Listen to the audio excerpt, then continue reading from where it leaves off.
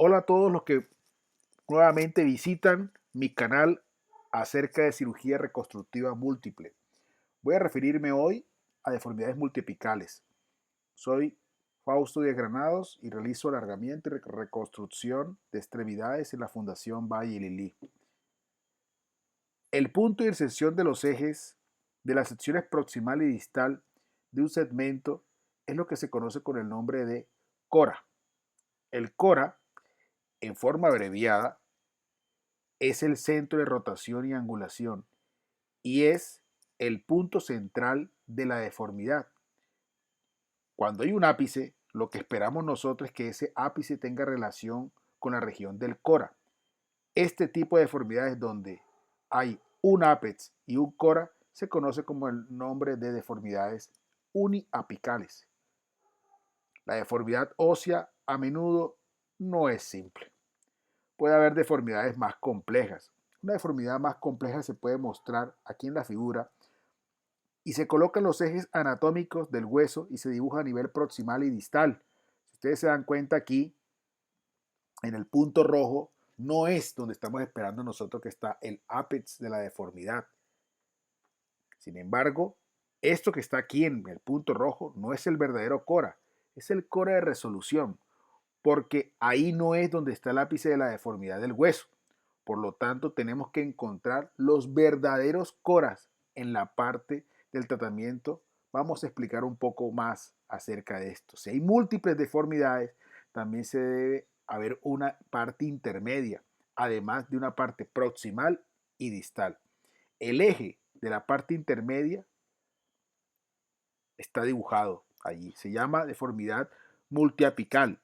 Si se identifica más de un ápice o cora, en el cora 1 es el punto de inserción del eje de la parte intermedia y el eje y la sección proximal. El punto de inserción del eje de la parte intermedia y el eje y la sección distal es el cora número 2. Y la extensión de estos dos es lo que da el cora de resolución, el que se muestra allí. Es decir, el punto negro es un cora. Miren aquí en la línea, se dan cuenta, se han formado dos puntos y se mantiene el cora de resolución. Cora número 1, cora número 2 y el cora de resolución. ¿Cuál es el significado de las deformidades multiapicales? Esto se puede clasificar en dos grupos, como en el diagnóstico y en el tratamiento. Intentaré explicar la importancia del diagnóstico. Por ejemplo, aquí vamos a mostrar una deformidad de la tibia. En apariencia, parece una deformidad uniapical. Se dibuja entonces el eje de la tibia a nivel proximal para identificar la ubicación y el grado de deformidad. Luego se dibuja el eje de la tibia distal. Estas dos líneas se interconectan en la región de un vértice. Se definiría como una deformidad multiapical si hubiera interconectado en esa región. Esto explicaría más detalladamente la sesión del diagnóstico. ¿Esto realmente es una deformidad uniapical? Comprobémoslo de nuevo. La tibia, la deformidad se compara con la tibia del lado opuesto si usted cuenta con esa radiografía y puede medir los ángulos del paciente. Cuando usted se da cuenta, el ángulo de la tibia distal es de 80, lo cual está por debajo del valor normal. Este ángulo normalmente es 87. Quiere decir que el paciente tiene un cora número 1 en el tercio medio de la diáfisis y tiene otro cora a nivel distal. El tercio proximal para este ejemplo es normal.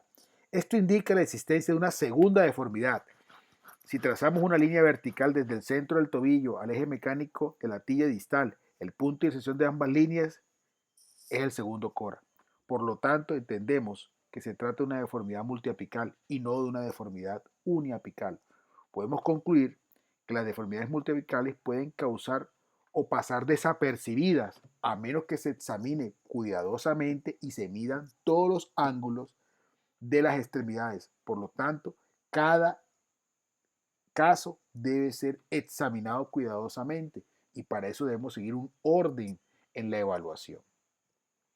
Que tengamos claro la deformidad y los ángulos a nivel proximal y distal. ¿Qué pasa si la deformidad se pierde? La deformidad se valorará como una deformidad uniapical y se corregirá con una sola osteotomía. Entonces, el eje anatómico se puede fijar con una única osteotomía, pero el eje mecánico se deteriorará y el eje anatómico se deteriorará cuando se arregle el eje mecánico. Esta deformidad se puede fijar anatómicamente con una sola osteotomía. La fijación de la deformidad con una osteotomía en cuña abierta se puede hacer la corrección. Miren, por ejemplo, acá lo han analizado como si fuera una única deformidad y, oh sorpresa, miren la inclinación que tiene el tobillo. Si se hacen los cálculos apropiadamente, se observará que hay una segunda punto de deformidad y que lo lógico que debe ocurrir es hacer una corrección en 2 puntos. Si el lado opuesto es normal, entonces se puede dibujar una línea tangente en la superficie de la articulación proximal y se encuentra la superficie de la articulación paralelas entre sí. El eje mecánico de la región proximal se corrige con el eje mecánico de la región distal permanece defectuoso. Se debe considerar una deformidad multipical si el punto del cora no está en el hueso. Eso quiere decir que posiblemente, además de la deformidad, haya una traslación. Se puede dibujar entonces un ángulo de 87 grados desde el centro de la rodilla y esta línea muestra el eje anatómico o mecánico de la tibia normal. Luego se dibujará una línea tangente, la superficie de articulación distal de la tibia, respetando los ángulos. Si dibujamos una línea desde el centro del tobillo hasta esta línea, proporciona el eje mecánico de la tibia distal. Los puntos de interconexión de estas líneas no son el verdadero cora. Esto realmente es el cora de resolución, es la interconexión entre los dos segmentos. Hay una segunda deformidad. Si usted lo ve aquí, aquí está el cora número 1, acá está el cora número 2 y por eso esto no, el cora da por fuera del sitio del eje anatómico del hueso. Hay que hacer una aclaración con respecto a esto. En el caso de la tibia es absolutamente cierto, pero para el caso del fémur es un hueso en donde una parte del eje anatómico pasa totalmente por dentro del hueso, pero el eje mecánico, una parte está por dentro y otra parte está por fuera.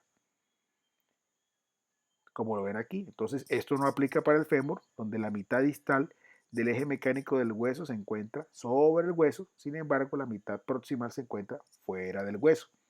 Si dibujamos según el eje mecánico, es normal encontrar el cora fuera del hueso en la parte proximal. Vamos a colocar un caso clínico multiapical en tibia. Es una paciente de 30 años con secuelas de un mielomeningocele que empieza a tener algunas dificultades y sintomatología a nivel de la rodilla del lado izquierdo.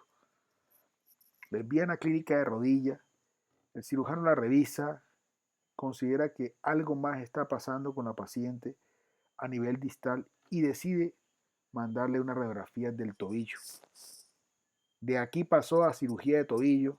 Quien analiza el caso dice, no, yo creo que debería hacérsele una radiografía panorámica de miembros inferiores y aquí encontramos una paciente con una deformidad en valgo que depende prácticamente de 2 puntos. Igual que siempre, por favor, como venía con sintomatología de rodilla, se le tomó una resonancia nuclear magnética para revisar el estado meniscal y el estado de la sinovial, ligamentos. Hicimos unas mediciones y si ustedes se dan cuenta, el tercio proximal y distal de la tibia empiezan a tener alteraciones. Vamos a utilizar nuestra herramienta del Bone Ninja para hacer las mediciones a nivel de los segmentos y nos encontramos con un cora a nivel proximal y a nivel distal. Entonces debemos realizar entonces 3 posibles soluciones. Uno, no hacer nada. La otra es realizarlo todo en el cora resolución, lo cual produce una gran traslación. Y la otra es resolver cada uno de los coras de manera independiente. Ese fue el camino que elegimos. Cada uno volverlo un cora independiente para realizar la corrección, respetándole el eje de la extremidad de acuerdo al lado contrario y lo decidí hacer bajo esta táctica. Aquí está el ejemplo clínico con la corrección con el fijador externo de Ilizarov. Esta es la instalación. Recuerden que son 2 puntos, entonces no recomiendo en estos casos hacer una corrección aguda. Este es el extremo proximal. Si ustedes se dan cuenta, tiene un motor arriba y un motor abajo. Hacemos la corrección gradualmente. Una vez corregido, y si no ha tenido infección y la paciente se encuentra en buenas condiciones de los tejidos blandos y ha cumplido con cada uno de los controles, los paso a fijación interna para mantener la corrección y hemos terminado el tratamiento generalmente exitoso. Muchas gracias.